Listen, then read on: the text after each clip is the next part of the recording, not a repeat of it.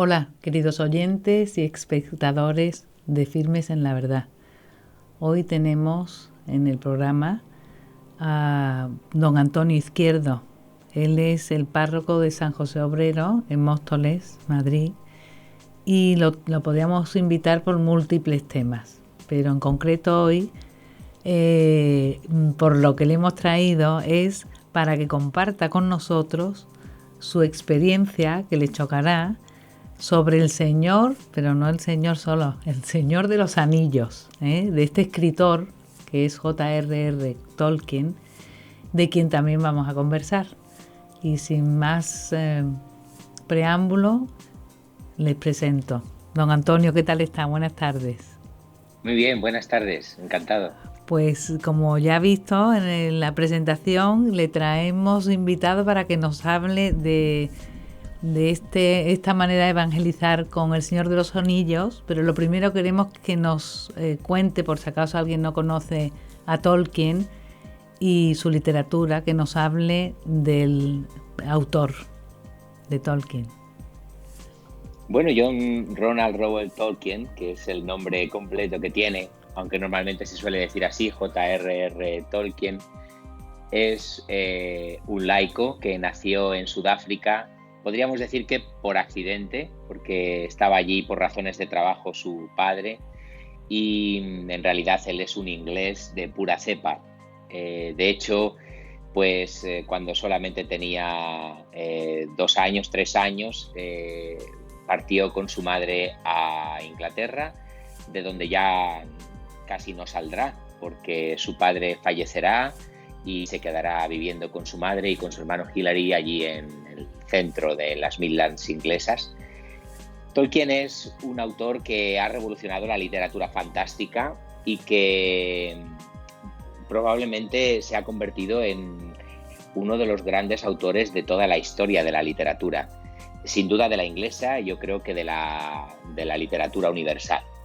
Forma parte de ese grupo que es conocido como Inklings, un grupo de amigos, escritores ingleses que realmente influyeron y marcaron un antes y un después en la literatura fantástica. Bueno, claro, es curioso eso, el descubrimiento de lo que es la literatura fantástica en aquella época, es rompedor, ¿no? Así Muy es. innovador. Y en la obra de Tolkien se refleja su fe como católico. Es una persona que de verdad vive su fe hasta tal punto que se refleja en lo que escribe. Bueno, yo he de confesar que a mí lo que me gusta de Tolkien es Jesucristo.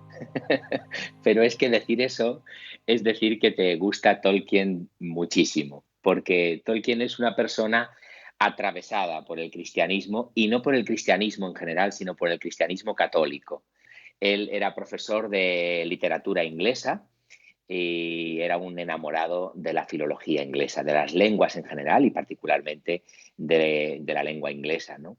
Dice que este es un rasgo significativo para conocerle a él. En cambio, cuando se refiere a los rasgos muy significativos para conocerle a él, dice, nací en 1892 en una era premecánica y viví mis primeros años en la comarca, que es el nombre que le dará a la zona donde viven los hobbits en El Señor de los Anillos, y que en realidad él identifica con la región más o menos ahora ya muy desarrollada y prácticamente comida por Birmingham, pero en aquel tiempo todavía muy, muy campesina, muy, muy de campo, muy de bosque, muy tranquila, donde él vivió los primeros años de su infancia, dice, y sobre todo dice soy cristiano y dice lo que puede deducirse de mis historias y católico apostólico romano por añadidura.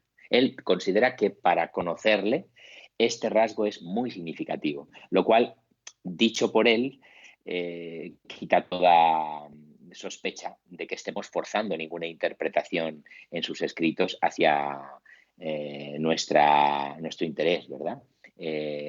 A mí me impresionó cuando me encontré con las películas. Yo soy lo que en este mundo se llama un converso, porque yo siempre desprecié la literatura fantástica de Tolkien por ignorante.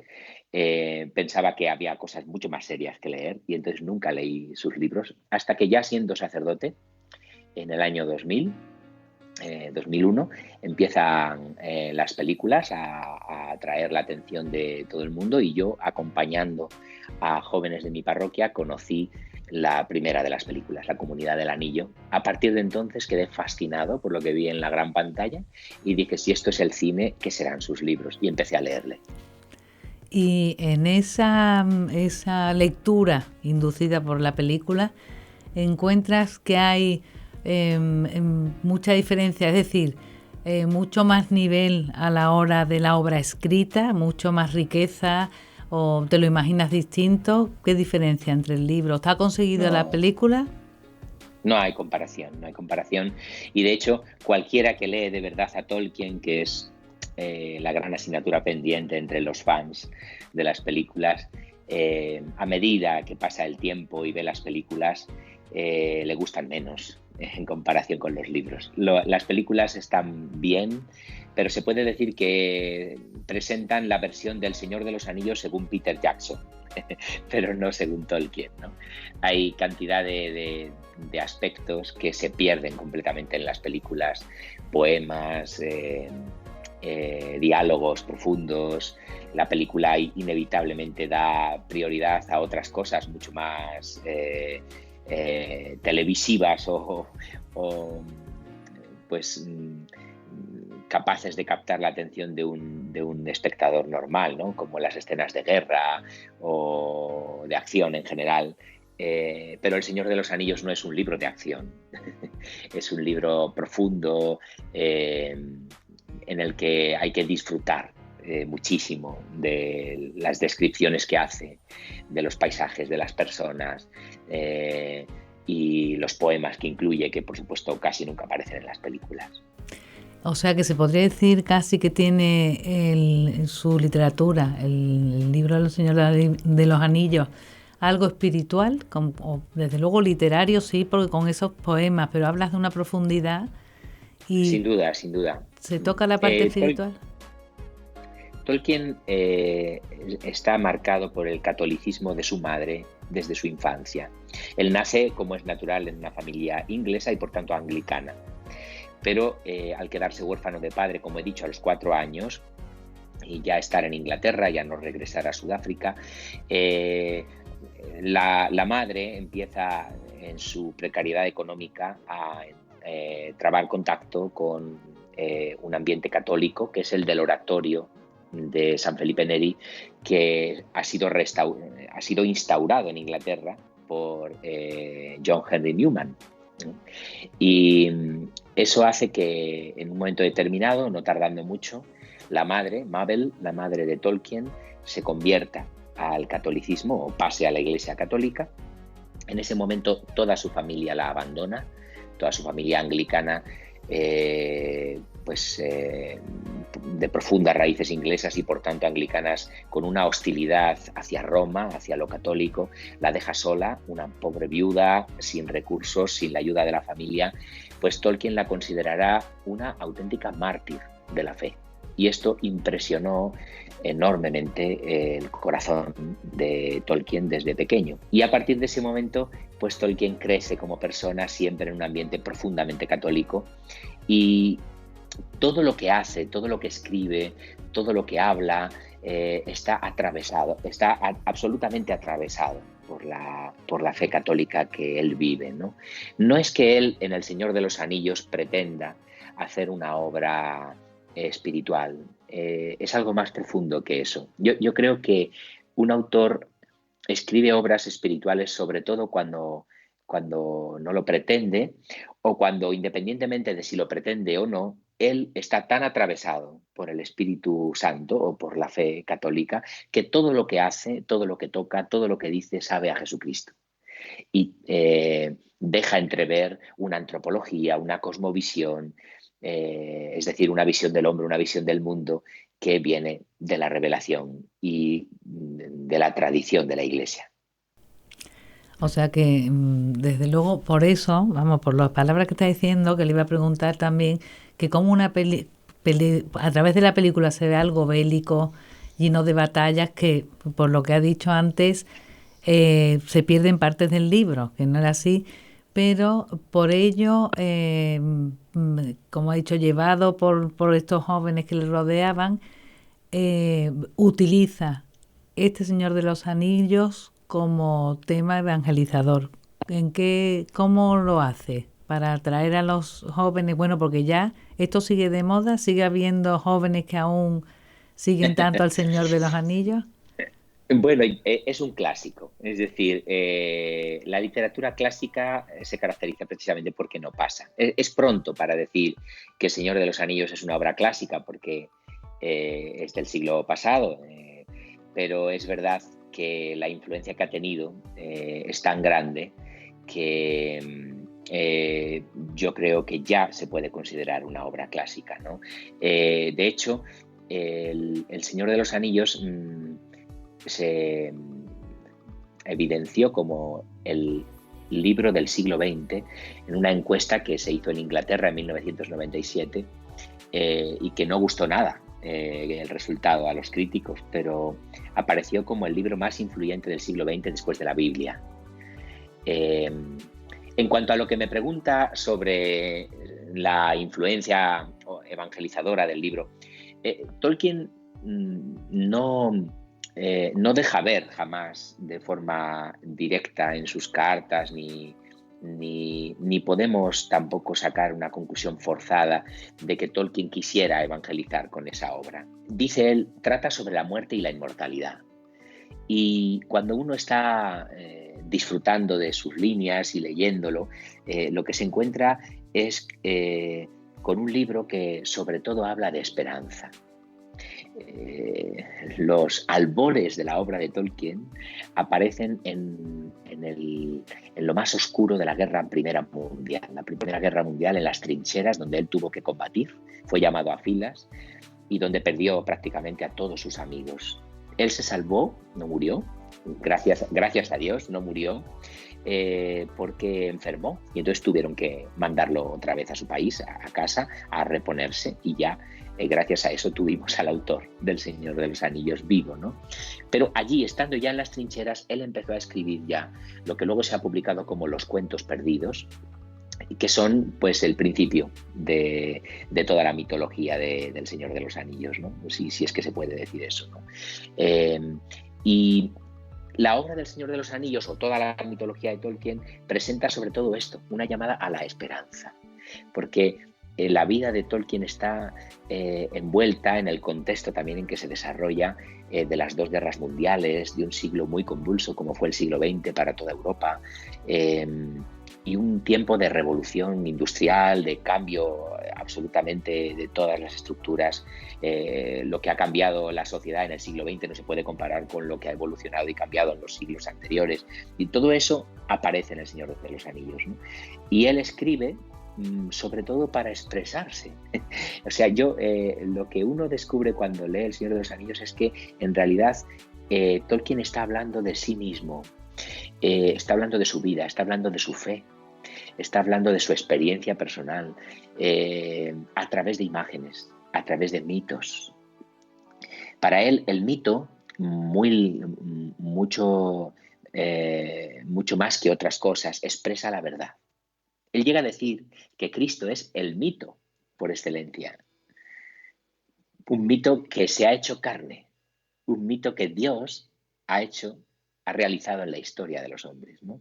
Es decir, cuidado con lo de la mitología, porque es confuso y puede llevarnos a pensar que los mitos de Tolkien son fantasías. Esto es justamente lo que a mí me atrajo. Eso quería yo plantear también, que explicara la mitología, entre comillas, en Tolkien, en este libro.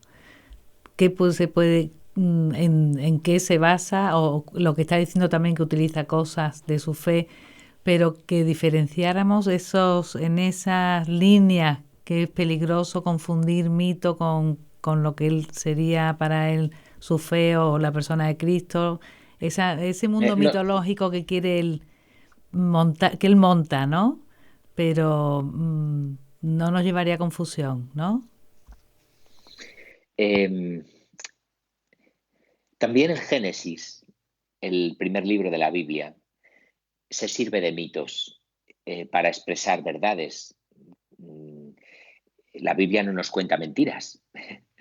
La Biblia, una de las características de la Biblia es la inerrancia. Sin embargo, cuando se estudia la Sagrada Escritura, una de las cosas que se nos enseñan es que la Biblia no nos enseña ciencias naturales, sino verdades para nuestra salvación. Por eso, pues no podemos extraer de los relatos de la Biblia que Dios creó el mundo en 6 días, o que en realidad el Sol da vueltas en torno a la Tierra, etcétera, ¿no? Así como Dios nos ha contado cosas sirviéndose de mitos, también la obra de Tolkien expresa verdades que solamente a través de mitos se pueden expresar. Es como si yo estoy enamorado de una chica, vamos a suponer que un hombre está enamorado de una mujer, y para decirle que sus ojos son preciosos, le dice, tus ojos son perlas. Lo que le está expresando al decirle eso es mucho más verdadero y mucho más profundo y se acerca más a la realidad de lo que quiere decirle que si le dijera tus ojos son preciosos. Pero no le está diciendo que tiene 2 perlas metidas ahí en los ojos, porque entonces le estaría diciendo que es una cegata, ¿verdad? Pues eso hay que entenderlo también de los mitos en Tolkien, ¿no? Para Tolkien, los mitos expresan la verdad mucho mejor que otras formas de expresión. Y, de hecho, así como la Iglesia habla y los padres de la Iglesia hablan de las semillas del verbo en tantas expresiones humanas, incluso en la misma mitología, ¿no? Que de alguna forma preparan el corazón para el Evangelio, aunque todavía no sean el Evangelio, pues también hay muchas imágenes en Tolkien que hablan de la fe y que hablan de la fe y de la revelación pues de una forma realmente luminosa. A mí esto es lo que más me ha fascinado de Tolkien, que Tolkien es capaz de expresar con imágenes impresionantes, fantásticas, en el mejor sentido de esa palabra, eh, experiencias de mi vida, experiencias o misterios de mi fe, y me encuentro haciéndome amigo de un hombre que en circunstancias históricas diversas ha vivido lo mismo que yo, ha creído lo mismo que yo, ha celebrado la misma fe que yo, y además esto me permite entablar un diálogo con personas que a lo mejor no están tan cerca de la fe, pero sí de Tolkien, creándose así lo que yo, siguiendo a Benedicto XVI, llamo un rincón del atrio de los gentiles, un lugar donde encontrarnos con personas que están fascinadas por Tolkien, pero no saben que lo que les fascina de Tolkien tiene mucho que ver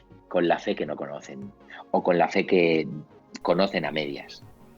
Claro, porque se puede decir que los seguidores, a lo mejor el Señor de los Anillos, todos estos que se disfrazan, que a lo mejor no trascienden, o sea, no llegan a la profundidad que la que ha dicho ahora mismo, es decir, no se dan Es cuenta verdad. ni saben que lo que en el fondo les llena o valoran es los valores cristianos, claro, y la fe, sin Sí, saberlo. pero no importa, porque se lo comen.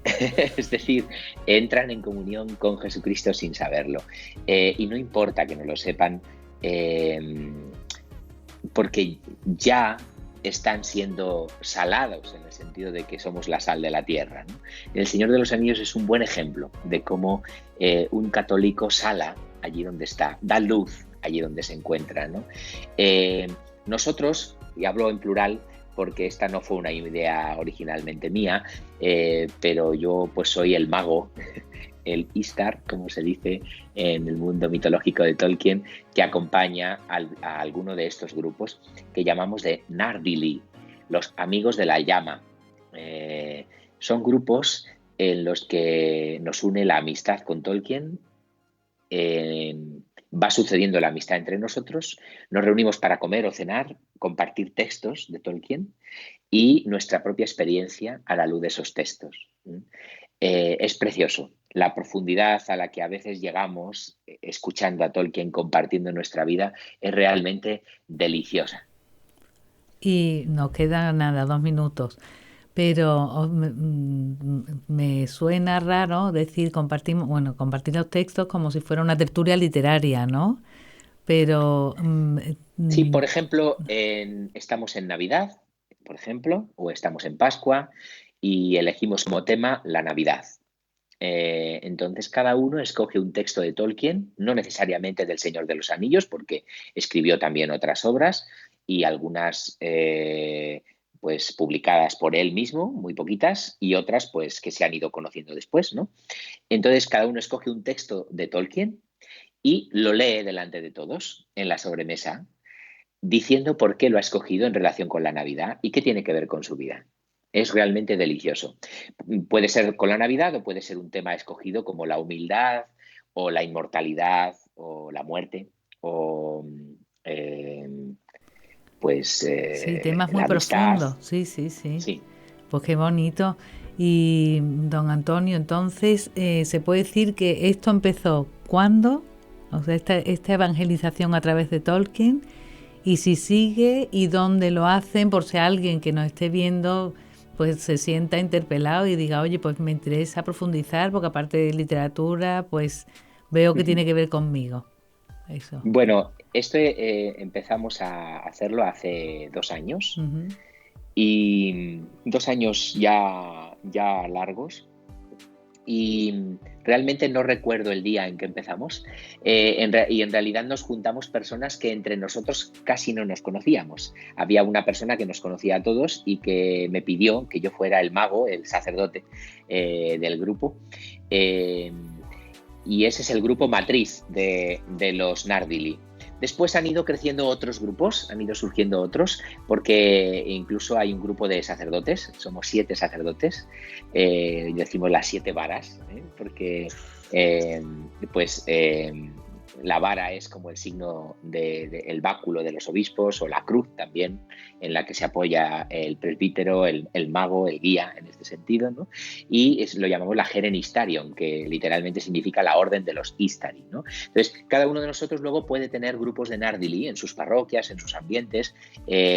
No es obligatorio que un grupo de Nardili tenga un mago, tenga un sacerdote, pero es lo ideal para que haya un mago en la compañía, ¿eh? Y en principio, pues luego cada uno de los grupos tiene sus características, su edad. Unos tienen más matrimonios, algunos, hay un grupo de niños, el Bolsón Cerrado se llama, que ha surgido este año y que se ha reunido tan solo 2 veces.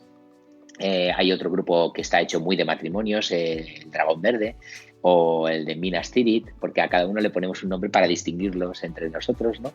Y bueno, en realidad son grupos, no quiero que se malinterprete esto, cerrados, en el sentido de que intentan generar intimidad, y eso requiere que no estén continuamente entrando personas nuevas, ¿no? Sino que cuando ya hay un grupo suficiente de personas para conformar un grupo de Nardili, pues se cierra, digamos, ¿no? ¿Y cómo se puede hacer un grupo de Nardili? Pues simplemente con interés por Tolkien, juntándose con unos cuantos que compartan este mismo interés por leer a Tolkien, que esto es muy importante, porque una de las cosas que tememos es que se compartan solo escenas de las películas o alegorías, algo que repelía normalmente a Tolkien. Tolkien no hace alegoría, como sí su amigo Lewis en las Crónicas de Narnia. Tolkien a lo que invita es a la aplicabilidad, es decir, a aplicar imágenes de su obra a experiencias de la propia fe o de la propia vida o que hablan de nosotros, como he dicho antes, ¿no? Ah, pues muy bien. Muchas gracias, don Antonio, por esta idea tan actual, tan buena, y que nos lleva a, aparte de todo, también profundizar nuestra fe, volcarnos a nuestro interior y también aumentar nuestra cultura literaria, que está Sin fenomenal. duda. Sí. Pues muchas gracias por habernos dado a conocer todo esto que tienen montado allí. Y nada, si algún espectador tiene interés, pues hay que ponerse en contacto con él. Ya veremos, no sé si tiene alguna página web o algo, o algún contacto, algún correo, ¿no? Hay un blog que es el de los Nardili, lo pueden buscar en Internet. Publicamos algunos textos que hemos compartido, pero prácticamente nada. Y simplemente sirve para saber qué es un grupo de Nardili y cómo poder hacerlo, ¿no? Hicimos una jornada cristiana organizada por el Aula en el Corazón de Cristo, que es un instrumento de evangelización también de la diócesis de Getafe, y que me pidió la colaboración para organizar esta jornada. Y vinieron grandes expertos de Tolkien. La verdad es que fue un día estupendo, precioso.